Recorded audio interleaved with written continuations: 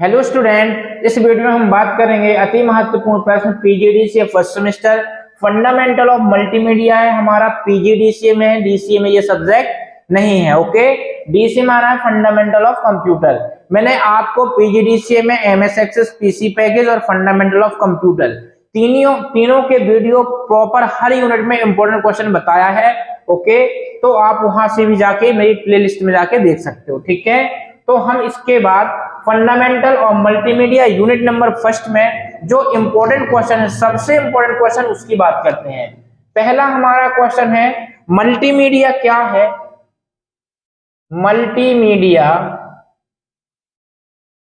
Multimedia क्या है? ठीक है, फिर बताना है इसके कंपोनेंट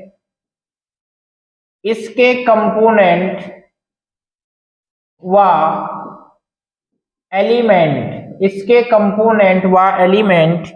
के बारे में समझाइए।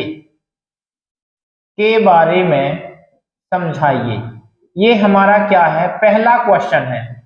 ध्यान रखना, आप केवल इस क्वेश्चन बस को पढ़ के चले जाना। इसके बाद मैं आपको 3 क्वेश्चन और बताऊंगा, लेकिन आपको एक क्लियर बता दूं, आप केवल और केवल ये क्वेश्चन बस पढ़ के चले जाओगे तो आपको 16 नंबर एकदम क्लियर हो जाएंगे। ओके, इस यूनिट से। तो सबसे पहले लिखने का तरीका बताऊंगा। इस क्वेश्चन में हमको क्या क्या करना है पहले वो देखें। मल्टीमीडिया की हमको डेफिनेशन बताना है, फिर मल्टीमीडिया किस किस चीज से मिलकर बना है उसको हम कंपोनेंट और एलिमेंट कहते हैं। ठीक है, फिर हमको इसके बारे में समझाना है कि कंपोनेंट कौन से होते हैं, तो इसका क्या काम होता है। ठीक है, तो आप आंसर में क्या हेडिंग लिखोगे? मल्टीमीडिया। क्या लिखोगे? मल्टीमीडिया। अच्छा, मल्टीमीडिया मैंने बहुत बार डेफिनेशन दिया है और आपको शायद डेफिनेशन याद भी हो गई होगी। क्या लिखोगे? मल्टीमीडिया की डेफिनेशन। मल्टीमीडिया 2 शब्दों से मिलकर बना है, मल्टी और मीडिया, जहां पर मल्टी का मतलब होता है अनेक और मीडिया का मतलब होता है साधन। ठीक है, मीडिया का मतलब क्या होता है? साधन। अर्थात जहां पर अनेक साधनों का एक समूह होता है उसे हम मल्टीमीडिया कहते हैं। फॉर एग्जाम्पल मैं बात करता हूं साउंड की। ठीक है, इमेज हो गया, ऑडियो हो गया, वीडियो हो गया, इनको ज्यादा फोकस करो, वीडियो हो गया, ग्राफिक्स हो गया, ये हमारे सब क्या है? साउंड। लिख लो, कोई दिक्कत नहीं। मैं यदि आपसे बोलता हूं कि जो आपका मोबाइल है वो एक मल्टीमीडिया है, तो आप इसका आंसर क्या लिखोगे? यस सर है। क्यों है? क्योंकि देखो, इसमें आपके मोबाइल में साउंड है, इमेज है, ऑडियो है, वीडियो है और ग्राफिक्स है। तो मल्टीमीडिया की डेफिनेशन क्या हुई? मल्टीमीडिया 2 शब्दों से मिलकर बना है, मल्टी और मीडिया, जहां पर मल्टी का मतलब होता है अनेक और मीडिया का मतलब होता है साधन। अर्थात ऐसा समूह जिसमें अर्थात अनेक साधनों का समूह को हम क्या बोलते हैं? मल्टीमीडिया कहते हैं। ठीक है ना, अनेक साधनों के समूह को मल्टीमीडिया कहते हैं, जैसे sound, image, audio, video, graphics आदि। ठीक है, फिर आपको फुल स्टॉप लगाना, फिर बताना है मल्टीमीडिया के माध्यम से किसी भी इंफॉर्मेशन या डेटा को बहुत ही आकर्षित बनाया जा सकता है। ठीक है, अब बात करते हैं कि जो हमारा मल्टीमीडिया है वो कितने प्रकार से या कितने पार्ट से मिलकर बनता है। तो मल्टीमीडिया के जो तत्व होते हैं, पार्ट होते हैं, वो 2 भाग होते हैं। एक हमारा हार्डवेयर होता है, एक हमारा सॉफ्टवेयर होता है। अभी हम यहाँ नहीं पहुंचे हैं, केवल मल्टीमीडिया बता रहे हैं कि मल्टीमीडिया कितने भाग होते हैं। तो मल्टीमीडिया के 2 हो गए, एक हार्डवेयर होगा, एक सॉफ्टवेयर होगा। ठीक है, ध्यान से समझना, जो हमारा मल्टीमीडिया होता है वो 2 भागों से मिलकर बनता है। पहला भाग होगा हमारा, मैं यहाँ पर लिख दे रहा हूं, हार्डवेयर। अब ये बताओ हार्डवेयर में क्या होंगे? तो हार्डवेयर में मैं बात करता हूं, सीडी हो गया, डीवीडी हो गया। ठीक है, और इसी में हमारा क्या जाता है? स्पीकर आ जाता है, स्पीकर, इसी में हमारा साउंड आ जाता है। तो ये हमारे हार्डवेयर हो जाते हैं। और दूसरा भाग क्या होता है? हमारा सॉफ्टवेयर। ये सॉफ्टवेयर क्या कहलाता है, अभी वो भी समझाता हूं। सॉफ्टवेयर में हमारा क्या क्या आ जाएगा? जैसे मैं बोलता हूं फोटोशॉप हो गया, फोटोशॉप। ठीक है, इसी में मीडिया प्लेयर आ जाएगा, मीडिया प्लेयर। ओके, और इसी में बहुत सी चीजें आ जाती हैं, जैसे मैं बोलता हूँ, मतलब जितनी चीजें हम एडिटिंग करते हैं, जो भी एडिटिंग करते हैं और एडिटिंग किस सॉफ्टवेयर से करते हैं, वो सारे हमारे सॉफ्टवेयर में आ जाएंगे। हार्डवेयर का मतलब होता है जिसे हम आसानी से छू सकते हैं, तो सीडी, डीवीडी हो गया, स्पीकर हो गया, साउंड, इनको हम आसानी से छू सकते हैं। जबकि सॉफ्टवेयर में क्या, फोटोशॉप में क्या होता है, फोटो की एडिटिंग होती है, उसको हम फोटोशॉप को, जो फोटो एडिटिंग करते हैं उसको अपन खींच के नहीं ला सकते, उसको छू नहीं सकते, केवल उसमें वर्क कर सकते हैं। मीडिया प्लेयर, जो गाना चलता है तो हम बोलते हैं मीडिया प्लेयर में गाना चलता है, लेकिन बात यह है कि एक्चुअली मीडिया प्लेयर में जो गाना चलते हैं उन गानों को पकड़ नहीं सकते, ठीक है ना। तो जिनको हम स्पर्श नहीं कर सकते वो सॉफ्टवेयर कहलाते हैं। और हार्डवेयर और सॉफ्टवेयर के कॉम्बिनेशन से किसका उत्पत्ति होती है, मल्टीमीडिया की, ठीक है ना।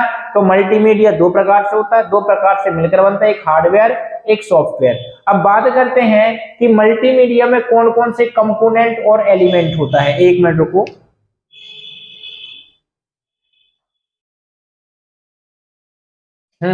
अब बात करते हैं कंपोनेंट और एलिमेंट। अच्छा, कंपोनेंट और एलिमेंट कहलाते क्या है? कंपोनेंट और एलिमेंट वे तत्व होते हैं जो मल्टीमीडिया का निर्माण करते हैं। मतलब मल्टीमीडिया किस किस चीज से मिलकर बना है वो भी देखें। अब मैं आपको डायग्राम बनाना है मल्टीमीडिया का और पूरे एक पेज में बनाना है, ये भी बताया, ठीक है ना। पूरे आपको एक पेज में बनाना है। मैं यहाँ पर एक छोटे रूप में बना दे रहा हूं और यहाँ पर आपको क्या लिखना है, मल्टीमीडिया, ठीक है ना, मल्टीमीडिया लिखना है। अब मल्टीमीडिया में कौन कौन से तत्व होते हैं तो आपको बकायदे ऐसा एरो देना है, बॉक्स में लिखना है। पहले आप लिख देना टेक्स्ट, ठीक है। फिर यहाँ पर आप दूसरे एरो में लिख देना क्या, टेक्स्ट के बाद आप लिख देना इमेज, इमेज के बाद तीसरे एरो में लिखना है आपको साउंड, इसके बाद आपको लिखना है ऑडियो, इसके बाद आपको लिखना है वीडियो, ठीक है। इसी में और आ जाएगा अपना एनिमेशन, एनिमेशन, और इसमें आ जाएगा अपना ग्राफिक्स। क्या आ जाएगा, ग्राफिक्स आ जाएगा। तो ये होते हैं मल्टीमीडिया के क्या, हमारे एलिमेंट और कंपोनेंट। ध्यान रखना आपको इनके बारे में बताना है और क्वेश्चन अपना कंप्लीट हो जाएगा। अब बोलोगे सर हम एक एक से कैसे बताएंगे, तो टेक्स्ट क्या होते हैं, जो हमारे द्वारा फाइल बनाते हैं, उन फाइलों में जो हम लिखते हैं उन्हें टेक्स्ट कहते हैं, ठीक है ना। उन्हें क्या कहते हैं, टेक्स्ट कहते हैं। और टेक्स्ट के माध्यम से किसी भी फाइल का निर्माण किया जा सकता है। अब बात करते हैं, यहां पर मैं सबका एक एक करके डिटेल देते चलता हूं, ठीक है ना। अब बात करते हैं टेक्स्ट कितने प्रकार के होते हैं, तो टेक्स्ट भी मुख्य रूप से 4 प्रकार के होते हैं। कौन कौन से होते हैं, थोड़ा सा आप वो देख लेते हैं हम। एक होता है हमारा सामान्य टेक्स्ट, क्या होता है, एक होता है हमारा सामान्य टेक्स्ट। दूसरा हो जाता है हमारा कौन, hibernate, hibernate, hibernate, hyper text, ठीक है। अगला हो जाता है हमारा डॉट डीओसी टेक्स्ट और डॉट पीडीएफ टेक्स्ट। इनके बारे में बताना है, आप इनको बहुत अच्छे समझ लेना, सारी चीजें आपसे बनने लगेंगी। सामान्य टेक्स्ट क्या कहलाते हैं, वे टेक्स्ट जिसको हम लिखकर छोड़ देते हैं, किसी भी प्रकार की फॉर्मेटिंग नहीं लगाते हैं, उसे हम सामान्य टेक्स्ट कहते हैं। बात करते हैं हाइपर टेक्स्ट। हाइपर टेक्स्ट वो टेक्स्ट कहे जाते हैं जिनकी सहायता से वेबसाइट का निर्माण किया जाता है, वो हमारे हाइपर टेक्स्ट कहलाते हैं। डॉट डीओसी टेक्स्ट वो होते हैं जो हम लिखकर छोड़ देते हैं, वो सामान्य टेक्स्ट कहलाते हैं। लेकिन सामान्य टेक्स्ट के ऊपर जो भी हम फॉर्मेटिंग लगाते हैं वो टेक्स्ट कहलाते हैं डॉट डीओसी टेक्स्ट, ठीक है ना। इसके बाद डॉट पीडीएफ क्या कहलाता है, जब हम किसी प्रकार की फाइल का निर्माण कर लेते हैं, उसको जब हम सेव करते हैं, तो जो हम एक फॉर्मेट जिसका नाम होता है पीडीएफ, जब हम इसको सेव करते हैं तो यह भी एक इमेज के रूप में हो जाता है, ठीक है ना। तो फाइल बनाने के बाद जब उसको किसी फॉर्मेट पीडीएफ में सेंड किया जाता है तो वह एक इमेज का निर्माण कर लेता है।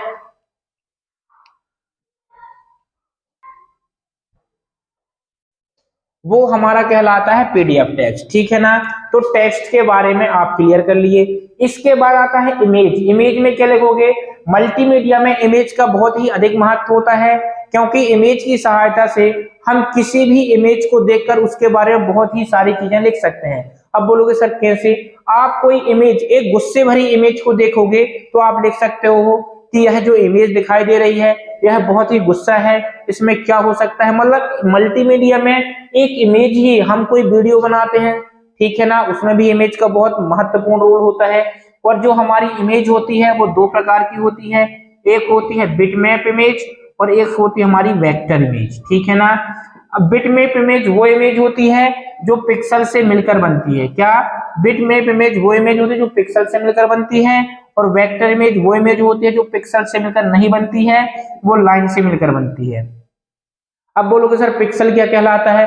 पिक्सल जब हम अपने मोबाइल से फोटो खींचते हैं, ठीक है ना, उस फोटो को आप अधिकतम जूम करोगे तो एक छोटे छोटे चौकोर डिब्बे दिखते हैं, उन्हीं को हम क्या कहते हैं? पिक्सल। अर्थात जो भी हमारे मोबाइल से फोटो खींची जाती है वो पिक्सल के द्वारा बनती है, और जो कोरल ड्रॉ से कोई इमेज का निर्माण किया जाता है वो हमारी वेक्टर इमेज कहलाती है, ठीक है। तो मैंने आपको टेक्स्ट के बारे में बताया, इमेज के बारे में बताया। अब बात करता हूं साउंड की। जो साउंड होते हैं वो एक्चुअली में 4 प्रकार के होते हैं, जो अपन आगे पढ़ेंगे, ठीक है। साउंड किसे कहते हैं? साउंड और ऑडियो में अंतर समझना, ठीक है ना। साउंड वो होता है जो किसी जीवांत वस्तुओं के द्वारा या जीवांत जीवों के द्वारा निकाला जाता है, वो हमारा साउंड कहलाता है। साउंड मतलब होता है आवाज, क्या कहलाता है? आवाज। और ऑडियो का मतलब क्या होता है? ध्वनि, ठीक है ना। तो आवाज क्या होता है? जो जीवांत जीवों के द्वारा निकाला जाता है उसे साउंड कहते हैं, और किसी भी आवाज को जब रिकॉर्ड करके सुना जाता है तो वो हमारा ऑडियो कहलाता है, ठीक है ना। वीडियो की डेफिनेशन क्या हो सकती है? वीडियो की डेफिनेशन होगी जब किसी फाइल में टेक्स्ट और इमेज दोनों का मिश्रण होता है और यह हमें चलायमान प्रदर्शित होती है, उसे हम वीडियो कहते हैं, ठीक है ना। एनिमेशन क्या कहलाता है? किसी भी निर्जीव वस्तु को मूवमेंट करा देना, वो हमारा एनिमेशन कहलाता है, ठीक है ना। तो ग्राफिक्स क्या होते हैं? ग्राफिक्स में हमारे इमेज भी आ जाता है, शेप्स भी आ जाते हैं, स्मार्ट आर्ट भी आ जाता है। मतलब जितने भी हमारे शेप्स आते हैं, चाहे वो इमेज के रूप में हो, चाहे वो स्मार्ट आर्ट के रूप में है, चाहे वो खुद एक शेप्स हो, उनका ग्रुप क्या कहलाता है? हमारा ग्राफिक्स कहलाता है, ओके। इसके अलावा ही मैंने आपको वीडियो अपलोड करके रखा है, आप मेरी प्लेलिस्ट में चले जाना, उसमें सारे सब्जेक्ट, चाहे वो DCA फर्स्ट हो, चाहे वो सेकेंड हो, कुछ भी हो, या CPCT हो, उन सबके बारे में मैंने आपको सिस्टमैटिक दिया है, ठीक है। तो आप जाके देख लेना। इसके बाद हम इसी में सेकेंड क्वेश्चन की बात करते हैं। सेकेंड क्वेश्चन में आपको क्या देखना है? थोड़ा सा वो भी देखने का प्रयास करना है। सेकेंड क्वेश्चन में हमने दिया है आपको कि OLE का कॉन्सेप्ट है, OLE का कॉन्सेप्ट, ओके। अब ये OLE कहलाता क्या है एक्चुअली में? पहले हम OLE का फुल फॉर्म लिखते हैं, ठीक है।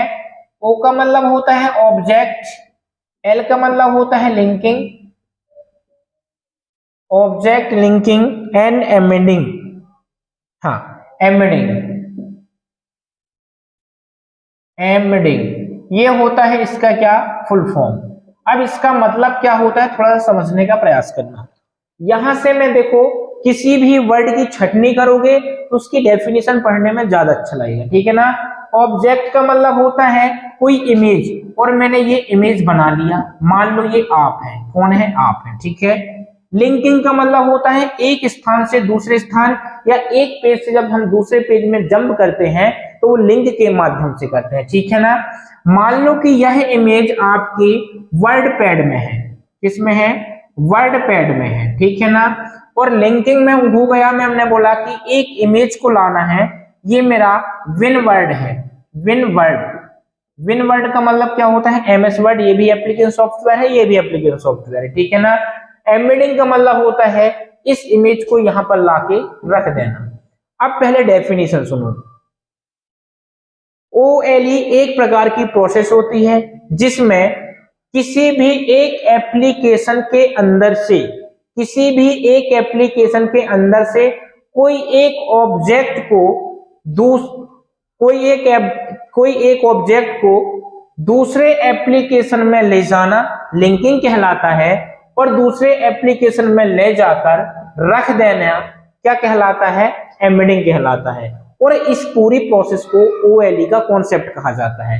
आपकी बुक में OLE के बारे में 2 पेज भी लिखा होगा ना, तो इसका सारांश यही आता है। सारांश एक बार और देखने का प्रयास करना। सीधा सीधा फंडा है, यदि कोई एक एप्लीकेशन है, यहाँ पर कोई एक इमेज है, इस इमेज को जब मैं दूसरे एप्लीकेशन में ले जाकर रख दूंगा तो ये वाली प्रोसेस कहलाती है हमारी OLE। अर्थात एक इमेज को जब मैं एक एप्लीकेशन में इमेज रखूंगा तो वो ऑब्जेक्ट है, जब यहां से यहां तक आएगी तो ये प्रोसेस लिंकिंग कहलाएगी, और जब ये रख जाएगी तो ये एम्बेडिंग कहलाएगी। अर्थात पूरी प्रक्रिया हमारी OLE कहलाएगी। आपको बहुत अच्छे समझ में आया होगा, ठीक है ना। इसके बाद हम अगले क्वेश्चन की बात करते हैं जो कि बहुत ही इंपॉर्टेंट है। इसके बाद मैं बात करता हूं प्लेन टेस्ट, फॉर्मेट टेस्ट। जो अभी मैंने समझाया आपको, एक प्लेन टेक्स्ट होता है, ठीक है, दूसरा हमारा फॉर्मेटेड टेस्ट होता है, फॉर्मेटेड टेस्ट, ओके। इसके बाद हमारा एक और होता है, कौन सा है भाई साहब, RTF, और एक होता है हमारा HTML टेस्ट। इनके बारे में हमको समझना है, समझाना है। आपको बहुत अच्छे से पता है plain text, formatted text, RTF और HTML टेस्ट। कितने टेस्ट हैं? 4 हैं, ठीक है। थोड़ा सा समझने का प्रयास करना। प्लेन टेस्ट में यदि आपने नोटपैड निकाला, ये क्या है हमारा नोटपैड है। नोटपैड आप जानते होंगे एप्लीकेशन सॉफ्टवेयर है जिसे हम टेक्स्ट एडिटर सॉफ्टवेयर भी कहते हैं, जिसमें केवल हम टेक्स्ट या टाइपिंग कर सकते हैं, ठीक है ना। नोटपैड में आपने यहाँ पर युवा कंप्यूटर स्टडी लिखा, आपने क्या लिखा? युवा कंप्यूटर स्टडी आपने लिखा, ठीक है। इसमें हम किसी प्रकार की फॉर्मेटिंग ज्यादा नहीं कर सकते, अर्थात ऐसे टेक्स्ट जिसमें हम केवल लिख के छोड़ देते हैं, किसी प्रकार की फॉर्मेटिंग नहीं करते, वो सारे टेस्ट हमारे प्लेन टेस्ट कहलाते हैं। जबकि फॉर्मेटेड टेस्ट क्या कहलाते हैं? जब हम टेक्स्ट लिखते हैं, लिखने के बाद उसमें किसी प्रकार की स्टाइल देते हैं, ठीक है ना, उसे हम फॉर्मेटेड टेस्ट कहते हैं। बात करते हैं RTF टेस्ट। RTF टेस्ट वो टेस्ट कहलाते हैं जिसको हम कट करके एक स्थान से कट या कॉपी करते हैं और दूसरे स्थान पर हम क्या कर देते हैं, पेस्ट करते हैं, वो कहलाते हैं हमारी RTF टेस्ट। HTML टेस्ट वो टेस्ट कहलाते हैं जिनकी सहायता से हम किसी प्रकार की वेबसाइट का निर्माण करते हैं, वो हमारे HTML टेस्ट कहलाते हैं। HTML का पूरा नाम होता है हाइपरटेक्स्ट मार्कअप लैंग्वेज, ओके। इसके बाद एक क्वेश्चन और थोड़ा सा पढ़ लेना। देखो मल्टीमीडिया में आपको तो ये क्वेश्चन पढ़ने से सारे क्वेश्चन कवर हो जाएंगे। चौथा क्वेश्चन है फॉन्ट क्या है? फॉन्ट क्या है? इसके प्रकार को समझाइए, इसके प्रकार को समझाइए। ये हमारा नेक्स्ट क्वेश्चन है, ठीक है। तो ये 4 क्वेश्चन हैं जो आपकी फर्स्ट यूनिट में 4 चांद लगाने वाले हैं, लेकिन आप इस क्वेश्चन को बहुत डिटेल से पढ़ना, बहुत ही अच्छी चीजें हैं, ओके। तो मैं इस वीडियो को यहीं फिनिश करता हूं। वीडियो पसंद आए तो लाइक करें, शेयर करें, सब्सक्राइब करें। धन्यवाद।